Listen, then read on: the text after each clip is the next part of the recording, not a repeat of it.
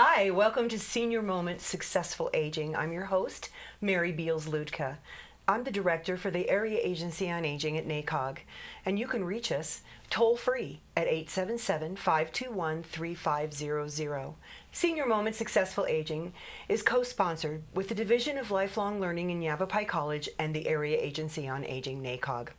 If you have any questions about today's show or maybe some suggestions about things you'd like to hear about in the future, you can call 717-7607 or you can call our toll-free number 877-521-3500 and ask for Curtis. Today's producer is Curtis Kegley, my administrative assistant at the Area Agency on Aging, and thank you very much for your time, Curtis, in putting this show together. Today we have a special, they're all special guests, but a special guest today is Sergeant Ben Scott. Hi, Ben. Hi, good morning. Can I call you Ben? You bet. I mean, we go back a little ways. Yeah. So thank you for joining us today. It's my all pleasure. In uniform. I like that you wear your uniform when you come on these. You've been at our conferences, and that was very impressive. Well, yeah, they frown at me if I don't wear anything. So. Yeah. Kind of like the emperor with no clothes. That's right. Yeah, that doesn't work. Yeah. So I want to start out, Ben, with a little bit of your background. You know, how long have you been with the Prescott Police Department? I have been with Prescott PD. It'll be 20 years in October. Wow. Yeah, and so I had some time with the Tempe Police Department before I came up here. Okay. So I've been around for a while. Yes, you have. Yeah. You know, it's kind of like me. That's why I know you so well. So, and when did you become sergeant?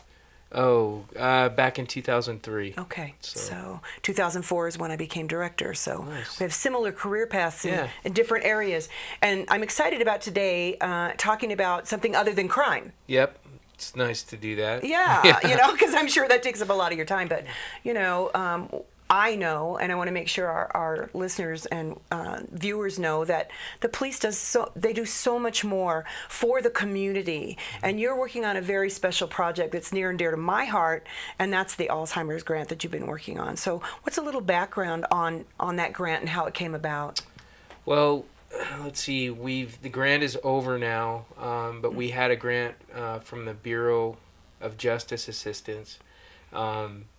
That was a 2-year grant, and it was, in a nutshell, it was to bring, how we met, you know, through partnerships with agencies that are related in some way to the Alzheimer's and dementia diseases.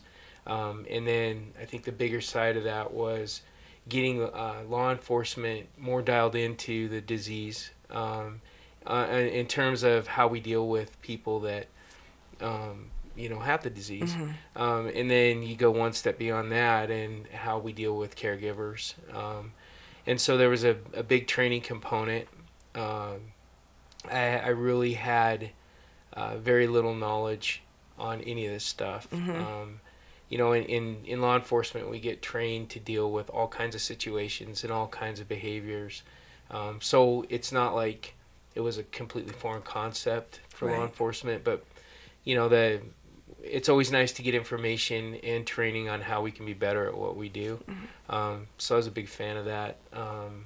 You know, and so that's, you know, since then it's still, we are still doing some of the stuff with, with Alzheimer's and dementia. So, you know, like you said, training is a big part of the component, and understanding how to deal with somebody who has dementia, I would think is very beneficial to the officers when you get called, because I'm sure there are crimes related. You know, can you give me an example of something you'd be called out on with an Alzheimer's patient? Oh, yeah.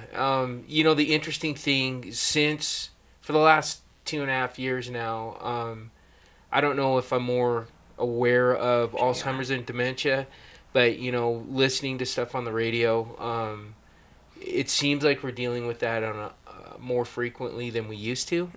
And, you know, the things that, you know, officers encounter,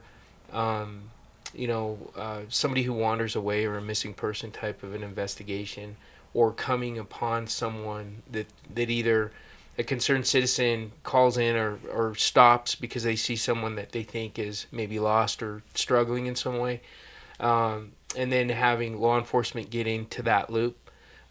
Those can be very, very time consuming.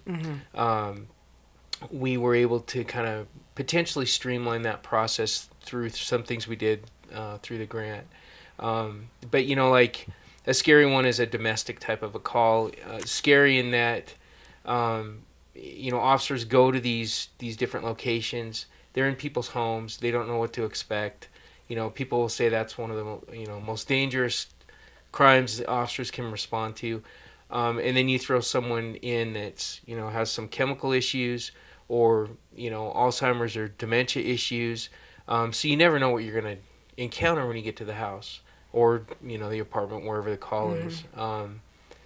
So it's nice having as much information as possible before you get there, and that's another piece to some things that we did with the Alzheimer's training and program in the grant. Well, I would think that knowing that someone has Alzheimer's, you would react differently than a regular call. Are you able to then connect with the medical community rather than putting that person in jail? Because they can. My mother has Alzheimer's and she can become combative, is an example. Yeah, and again, you're right on a lot of fronts there. The last thing we want to do is jail's not the appropriate place for that person. And I can tell you it's challenging because, the domestic violence laws in Arizona are very absolute, if you will, in certain situations. And so, again, relationships with the hospital and some other, organizations, the better we can educate and understand Alzheimer's and dementia, we can better apply, our skills to determine what is another route that we can do to make sure that this person is safe and can't hurt anybody else, can't hurt themselves, because what we don't want to do is leave them in the house and then they kick off again and now they become violent and they don't even know what they're doing. That is a really big concern for us. And through the grant we worked with some people in the community and the Alzheimer's Association, and we came up with what we thought was a pretty good tool for us that can give officers, first responders, fire, and our fire counterparts, information about someone living at a location that has Alzheimer's or dementia. And so en route, it's pretty neat. We have computers in our cars, and we have a computer-aided dispatch center. And so things can be entered in, linked to an address, and so the officers and firemen can get a little bit of information about who's there if we have information to put in the computer. And that's what we did with Alzheimer's and dementia. So if officers get dispatched to a domestic situation, there are comments in that call that come in from the person calling. So if we have someone that we know that has Alzheimer's or dementia and has registered with our department, then they can put that person's a little brief bio in there. So anytime a call comes out to that address that's linked to that form, those first responders have an idea that, okay, now we have to think about this, and that is going to potentially directly affect our response there. And as long as, we still have officer safety things that we have to concern ourselves with.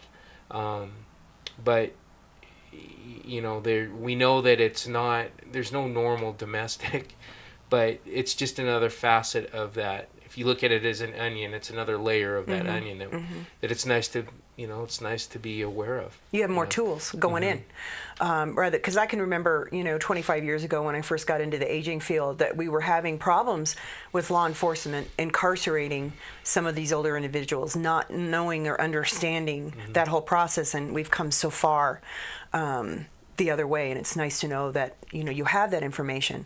So you mentioned registering. So how does that work? How does someone register their loved one with the Prescott Police Department? Well, we call it the Alzheimer's Alert form. We have a PDF of it on our website. Okay. We have them at the station.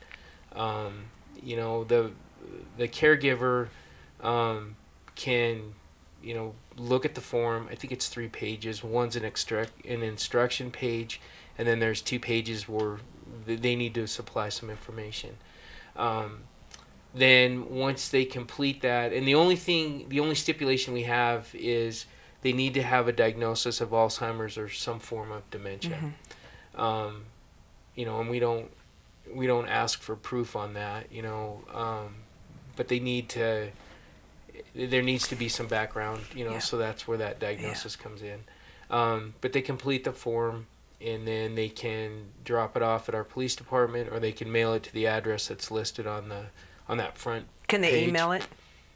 I don't think they can email it. Okay. Yeah, I think it needs to be mailed in. But that routes itself to our communication center, and it's important, Mary, that people understand that this is not something that we use to, as police officers, to search and get information on people because we're bored or something. Yeah. Like you have time. Yeah. This is something that's the original copy gets processed through our dispatch center, and then they have a notebook. It's nothing fancy, but they keep that hard copy available 24/7 if the first responders need any more information about that person. So then they can go pull it, they can find it, and they can give, they can answer the questions that those first responders may have. And again, if a call never comes in, because the form's completed, it's assigned a number, the CAD information is placed into the CAD system, and it's linked to the address where this person lives. For us, you have to live in the city of Prescott. That was my next question. Okay. Yeah. And so if we never get a call from that house, the information it's like it doesn't exist. So everything is linked to that one location. Then we're like, hey, well, since we have all of this information, how can that help us with wandering situations? Right. Because like I said a little bit ago, that can be extremely manpower intensive, labor intensive, if you will, and time consuming. And dangerous. Yeah. For the client. For the client, yeah. And so we came up with a process where the second piece to this is once the paperwork is completed, we have a bracelet system. And the bracelet is nothing fancy. It's a medical alert bracelet. I brought one in. Yeah, it looks like just looks like a little Medi alert. Yeah. And so the assigned number is engraved on the front of it, and in theory it's big enough that, if a first responder is paying attention, they can see the number on the face of the bracelet and, understand that, hey, that looks like, one of Prescott's bracelets. So they have the number, they can call into the dispatch center and say, I'm out with bracelet number 12. Can you check it? I think it's a Prescott bracelet. Then again, now that works backwards. They can pull that form, they can look it up, have a short conversation and make sure that we're dealing with, the person's physical matches. And then that form has emergency contact. It has the caregiver's phone number. So then we can start from the dispatch side of it, calling, saying, hey, do you know where this person is? And then reunifying them with their caregivers. So it's set up to work very quickly. There are other registries out there. The Alzheimer's Association has a nationwide registry. And it was interesting when we talked about we didn't want to reinvent the wheel. Right. Meg Fenzi, who's the director of our Alzheimer's office here in Prescott, was very supportive of us doing one locally, because she says, sometimes people get lost in an umbrella, or that umbrella is just too big, and it's nice as an investigator, and I'm sure for the the medical side with the fire guys, it's nice to be able to get questions for medications, behaviors, who's responsible, who's the doctor immediately. We don't have to be looking. I've been on calls where we're going through people's Rolodexes, if you know what a Rolodex is, but trying to, and it's time consuming. And especially in a medical situation, timing is everything. Yeah. And then another piece to that whole grant was, I mentioned education, and so myself and 2 officers I work with got trained for Train the Trainer. I don't know if you're familiar with that, but you go to a class and they teach you not only the topic, but they teach you how to train the topic so you can bring it back teach others. Right. So we went and got certified to teach Alzheimer's and first responders training. I can tell you it's the hardest thing I've ever had to teach, and I'm one of our general instructors, and it's just so much. But we've done 3 classes this last summer, and excuse me, it had fire personnel, people from the VA, law enforcement officers from different agencies, law enforcement officers from Prescott PD, and so we're slowly getting this training out. So that, again, like I said, after going to that class, I had no knowledge on it. So it's an evolving process. Mm-hmm. I'm one of those that believes we can always do a better job, and it makes us better at what we do.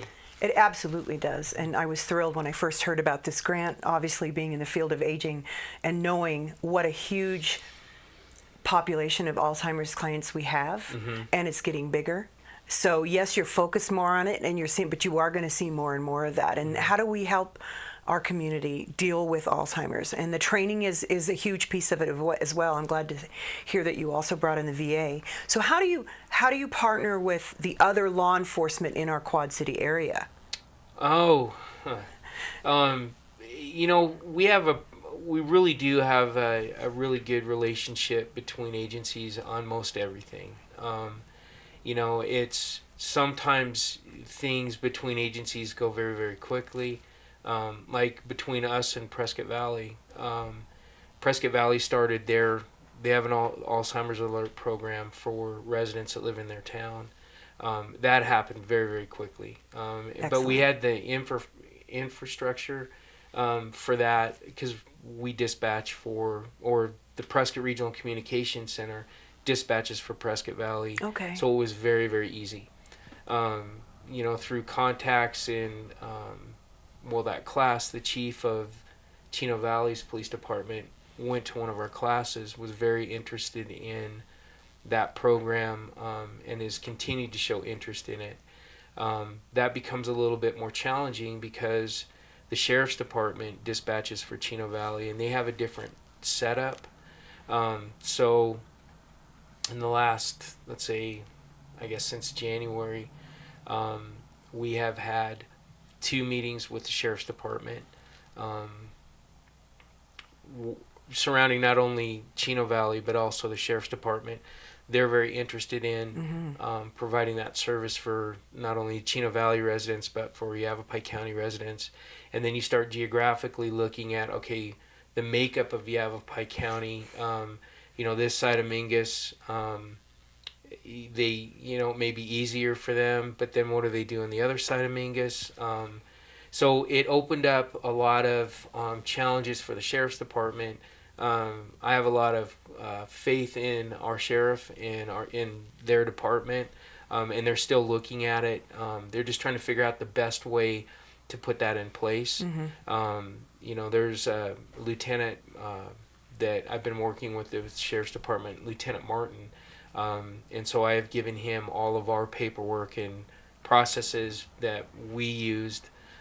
So I'm hopeful that will manifest itself in a usable fashion for them, and then that piece with Chino Valley will fall in place. So parts of that have gone quickly, and then I don't know what they're doing, internally on it, but they have a lot of challenges. So, but they have a lot of sharp people over there too. So hopefully they'll figure it out soon. It's wonderful that you were able to share that infrastructure, so they didn't have to reinvent the wheel.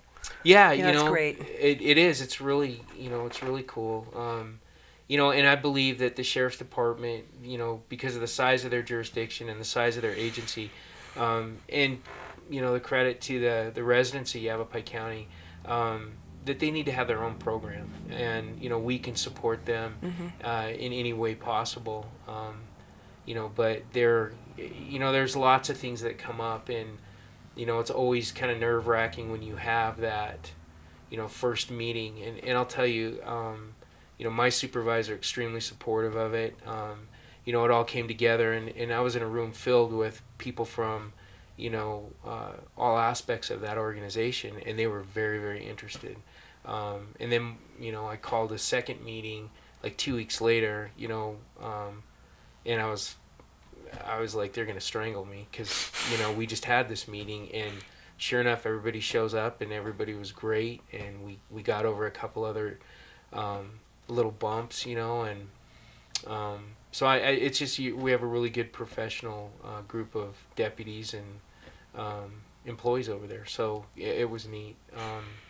Well, on the registration piece too, I think that what comes to mind right away is my staff making sure that we make sure that folks know about that. If they call in to our toll-free number and they are from Prescott and they have someone with dementia, we need to start asking them, are you registered with the Prescott Police Department? So that's something that we will do. Well, what's really, and we need that, there's Dr. Gelber, who's big, and I'm going to get this wrong, psychologist, psychiatrist, but he specializes in Alzheimer's.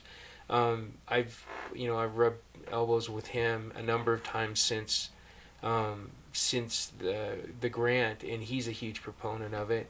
So that's what it's going to take, is word of mouth with people, and not only that are dealing with the disease, but professionals that are out there, and to get that ball rolling. Like our program 2 weeks ago had 50 people enrolled in it. That's probably, it's a good number. It's a good number, but it's small. Yeah. Compared to what I'm just thinking in my head right away. So I think it's important, for our viewers to, spread the word that they need to contact the police department if they know someone with Alzheimer's. Get them registered, get that bracelet, let you help them. Yeah, and let us help them when they need it in the best possible fashion that we can. And there's challenges along the way. I can tell you, right now we have it in place when patrol deals with a situation like that. Our patrol officers will send that information up to me and my section for us to follow up with, with the family and with the people, and give them the opportunity, explain what the program is, and leave it up to them if they want to get that, registration packet, It's so heartbreaking to deal with the disease in so many ways. And this is another aspect of it. So it's just, another form of support. We always encourage folks to call in. We have caregiver programs that can help support them, respite, adult daycare. But it's important that we also have this aspect so that they can register and know that they're going to have the support of the police department should something happen with their loved one. Should they go ballistic on them? Should they wander? Because I know we talked about this before, that wandering is a bigger problem than folks realize. And that then you get into search and rescue too. And doesn't the YSCO do that? Yeah, the Sheriff's Department they have an outstanding search and rescue group, and our procedures and policies in place with Prescott. We will, if we get to a certain point, then we resource to them. Yeah. And so, that's another piece to that. That teamwork, if you will. But the wandering thing, and then you look at, okay, what happens when they get in a car? Oh yeah. And that opens up a very big challenge for us. And then if they go across state lines, then that's even a bigger deal. And they have the Silver Alert that's up and running, and so that's fairly new. And every once in a while you'll see that. I remember when we were in the conference and they introduced that in Flagstaff. On my way home, there was one. And so that quick. Yeah. So we're getting better, but again, I'm a firm believer that we need to hammer this stuff out now, because in the future, if forecasts are correct, they are. I mean, it's going to be a huge I don't know, I guess it's a problem, if you will, but it's a huge issue for all of us. A huge challenge, Yeah. for sure. A huge challenge for all of us. And Yavapai County is really kind of the litmus test for the rest of the country. We're already there, and we're just going to get more and more and more. This is one of the bigger counties for aging in the state of Arizona, and likewise in the country. So, and I know that this grant was not available in very many places in the country. Yeah, it was the Mesa Police Department, our police department, and then there was an agency back in Florida that were awarded this grant. So that's kind of a big deal. It is a big deal. Yeah. It's a very big deal, and it makes me feel safe in a couple ways, safer, because hearing about the cooperation between the agencies is important. You know, you hate it when someone says, oh, that's not my jurisdiction. You guys have a cooperation with not only the police department, but the sheriff's department. And also knowing that if my loved one wanders or I'm having a domestic issue, that if I've got them registered, that's going to help the officer be better informed when they come into that situation. So it's, you know, how fortunate are we that we have your team and that grant, that even though the grant's gone, it lives on what you've done and the work that you continue to do. Yeah, I'm proud of that. You know, and the budget, at least for Prescott, is a challenging time. You know, the manpower issues are a challenging time, and they're talking about cuts. You know, we will continue to do the best that we can and support this program. You know, and it. You know, we've taken that step, you know, building trust with people that, yeah, we are still going to do this, and, you know, that's what we're going to shoot for. So it comes at a good time. You know, I hope that, you know, there's an opportunity for us to get another grant, but we'll continue with, you know, the road that we're on, so Excellent. to speak. Yeah. Let us know if there's any way we can help at the Area Agency on Aging. And again, I have a meeting with all my care coordinators coming up, and I'm going to be discussing this with them to make sure that's added to their list of resources to make sure we get these folks registered. Because if they're not registered, that's not going to help you. So if you know somebody who has Alzheimer's, or you're caring for somebody with dementia or Alzheimer's, please, if you live in the city of Prescott, you need to go on that website. And what is the website?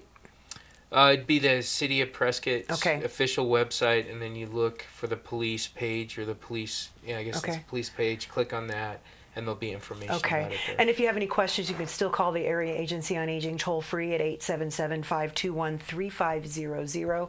Sergeant Ben Scott, thank you for all that you do for our community. Oh, it's my pleasure. Really appreciate you being here today. Thank you for joining us today. This is Senior Moment. I'm Mary Beals Ludka. Until next time.